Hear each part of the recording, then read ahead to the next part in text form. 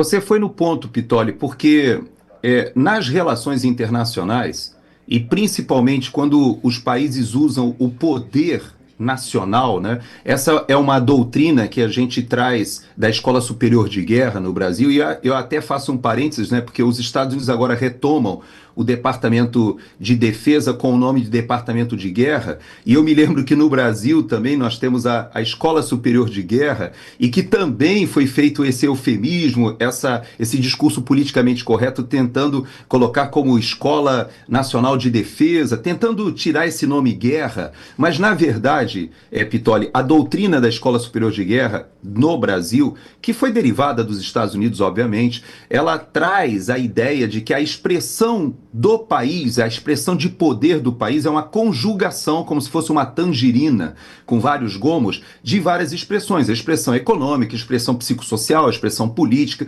a expressão científico-tecnológica, a expressão militar.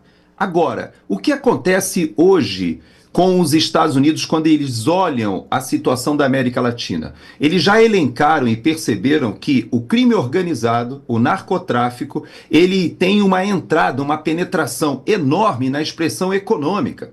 Ele tem uma consequência enorme na expressão psicossocial, porque ele faz uma erosão, esgarça a sociedade com a invasão não só das drogas, quanto também do crime organizado, a segurança pública se deteriora. Isso está acontecendo aqui nos Estados Unidos. Veja que essa semana o Trump fez uma reunião somente com o pessoal da Auriverde daqui dos Estados Unidos e companhia. Você sabia? Foi interessantíssimo. Ele reuniu na Casa Branca. Se fosse no Brasil, ele ia pegar ali a Auriverde, ia pegar a Oeste, ele ia pegar uma série de jornalistas independentes, inclusive, e reuniu na Casa Branca para falar sobre os antifas. E me chamou a atenção um dos discursos em que um jornalista independente disse o seguinte: olha, eu estive em 15 países cobrindo grupos armados, gangues. E ele citou qual país? O único país que ele citou? O Brasil. Eu falei, estive inclusive no Brasil, nas favelas brasileiras, e vou dizer algo, que eu nunca vi uma violência orquestrada como os antifas aqui nos Estados Unidos estão fazendo. Então ele percebe, o Trump, ele percebe que as ameaças aos Estados Unidos estão ligadas a várias expressões, e ele usa todas essas expressões do poder nacional. E por que eu chego aí na sua provocação? Hoje, o governo americano sabe por que foi preso, por exemplo, o nosso ex-ministro da Justiça. Hoje o governo americano sabe por que o Alexandre de Moraes ele prendeu o Silvinei Vasquez. Hoje, o governo americano entende o nexo que está por trás da perseguição de Alexandre de Moraes a vários dos atores que no governo Bolsonaro foram contra o crime organizado de uma forma que os deixou completamente apavorados. E esse crime organizado no Brasil, ele tem penetração política, como tem aqui nos Estados Unidos também. O Partido Democrata agora está sendo denunciado por várias interseções, inclusive o dinheiro do George Soros está sendo rastreado como aquele que subsidiou várias dessas manifestações dos antifas violentos, que inclusive levaram a mortes aqui nos Estados Unidos, incêndios, e várias dessas manifestações foram reproduzidas por lideranças pagas. Você sabe que essa semana eu estive no lançamento da Brasil Paralelo de um documentário aqui em Miami, no qual eu estive com o Mike Pence. E lá, Jamile, foi excelente a oportunidade de a gente conversar sobre esse complexo industrial de censura que recebeu dinheiro do Partido Democrata e recebeu dinheiro de globalistas e que está ligado a várias pautas progressistas, como liberação das drogas, a questão dos transgêneros, a questão das cirurgias em crianças para mudança de sexo, a deterioração da segurança pública, a imigração descontrolada. Todas essas são pautas que o presidente Trump entende o que está no jogo. Então, a ação do ministro Alexandre de Moraes, ao contrário do que as pessoas pensam, inclusive essa semana eu participei de um programa no Jornal da Cidade Online, em que eu estive com um psiquiatra e eu o confrontei falando, não é possível, o Alexandre de Moraes ele é um psicopata, ele precisa ser visto como alguém que não tem condições de estar com essa caneta, com esse nível do que aconteceu com o Chiquini ontem e tantos outros. Os avanços do ministro Alexandre de Moraes estão respaldados por uma força que não está circunscrita ali ao Supremo Tribunal Federal. As ações que ele fez contra o Anderson Torres, contra o Silvinei Vasquez, contra, inclusive, o próprio Braga Neto, que foi o interventor no Rio de Janeiro, contra justamente o crime organizado ali do Comando Vermelho. Tudo isso que a gente está vendo hoje, você vê, Pitoli, que quando o Trump ele cita a questão do etanol, dentro das investigações do que nós estamos vendo acontecendo em tempo real aqui nos Estados Unidos que estão retomados, quando eles retiram do da gaveta ali o caso da Odebrecht, que vai, na verdade, acaba sendo até ligado à questão da Dina Boluarte no Peru, porque o caso da Odebrecht, quando foi reaberto agora, também foi reaberto na França, também foi reaberto em vários países, perguntando, vem cá, mas por que na época o Obama, que chamou o Lula de o cara, ele simplesmente fez o acordo de leniência aqui nos Estados Unidos, tapou, né, o sol com a peneira com um acordo de 12 países, mas não especificou quem foi que recebeu a propina, quem pagou, quem se beneficiou. E lá no Peru são 4 presidentes já que estão arrolados em propina da Odebrecht.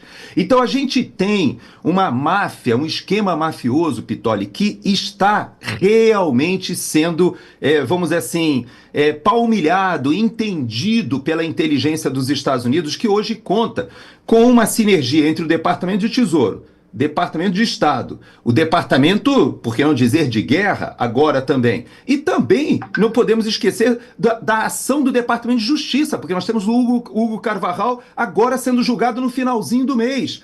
Tudo isso, ô Pitoli, e olhando para o Brasil e olhando as expressões do poder que o governo americano tem para trabalhar com o Brasil, eu tenho certeza que o Marco Rubio talvez seja um dos os secretários de Estado mais prestigiados por ser latino, falar espanhol, ser filho de cubanos, mas ter sido aprovado com 100% dos votos no Senado. Ele foi o único secretário do Trump que contou com apoio incondicional dos 2 partidos. Isso é uma raridade. E às vezes a gente não tem noção da guerra que o PT hoje está travando com este novo governo Trump. E eu digo para você, Pitoli, que o Barroso, essa jogada de toalha do Barroso, a gente não sabe das tratativas que estão acontecendo por baixo. Ah, não, eles querem nomear alguém. Eu não sei se eles vão ter a ousadia de nomear um dos 2 sancionados, não. A gente sabe que os nomes eram o Rodrigo Pacheco e o Bessias, a gente sabe.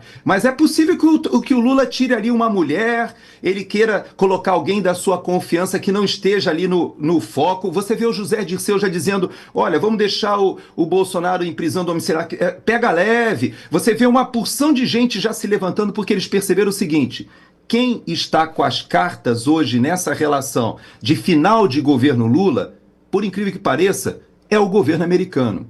E isso não está sendo bem entendido no Brasil. É claro que o presidente Trump não tem como resolver o nosso problema. Veja que na Venezuela o Prêmio Nobel da Paz foi para Maria Corina Machado porque ela arquitetou, desenhou e empreendeu como seria essa transição.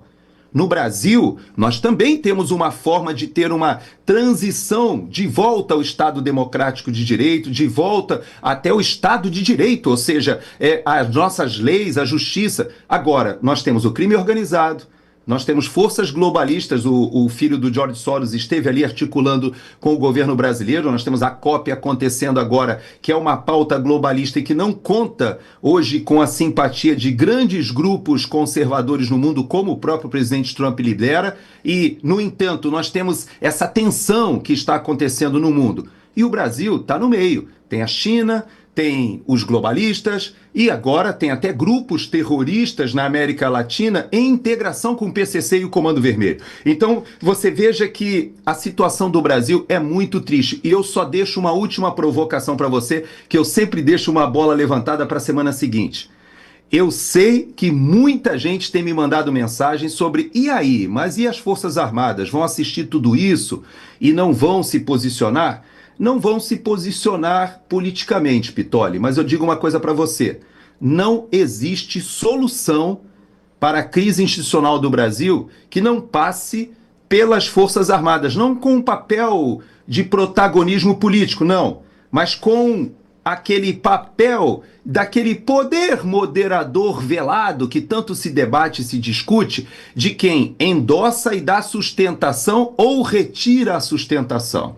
É importante a gente entender que a solução na Venezuela hoje está sendo costurada com os militares venezuelanos. É verdade. É importante entender que não existe nenhuma ditadura no mundo sem uma força militar de sustentação. E no Brasil, falta essa componente, o José Dirceu sabe disso, então a estratégia deles foi o quê? Desmoralizar as Forças Armadas, retirar o papel qualquer possível de contribuição das Forças Armadas ao debate político nesse momento. Foi feito isso desde que o comandante do Exército, na época da Dilma, chegou para ela e disse, olha, não vá por aí. E agora, quando disse sobre a prisão do Lula, também com aquele Twitter, com aquele tweet, né, que foi feito dizendo, olha, cuidado com essa liberação de Lula. Então, as Forças Armadas serão chamadas a resolver o problema do crime organizado? Inexoravelmente, não existe como o Brasil sair dessa sinuca que ele está se enfiando, se colocando na mão do narcotráfico, do crime organizado, sem a contribuição das Forças Armadas. Então, em algum momento, nós precisaremos. Por isso eu tenho alertado a direita. Cuidado, porque a estratégia da esquerda, desmoralização das Forças Armadas, é justamente afastá-las, porque sabe que as Forças Armadas são uma das constituições mais conservadoras do país. E eles querem afastar as Forças Armadas da direita. Cuidado! Nós temos que criticar aqueles líderes que muitas e muitas vezes fazem o jogo político, e há lideranças e elites militares que também fazem o jogo político, é verdade, não podemos tapar o sol com a peneira, mas a instituição das Forças Armadas será crucial na retomada do processo, não somente de redemocratização, mas de restauração do Estado de Direito no Brasil, do afastamento do crime organizado, do afastamento da estrutura mafiosa. Por quê? Porque hoje eles se sustentam no Supremo Tribunal Federal, que não tem força armada, que não tem polícia, tem ali meia dúzia de policiais federais. E qual é a sua grande sustentação? É a aceitação do poder que poderia haver dos governadores, que têm as polícias militares e as forças armadas, que se mantêm silentes, que se mantêm afastados e que, de certa maneira, com o seu silêncio, sustentam esse estado de coisas. Mas até quando, Pitoli? Se você chegou até aqui, é um bom sinal.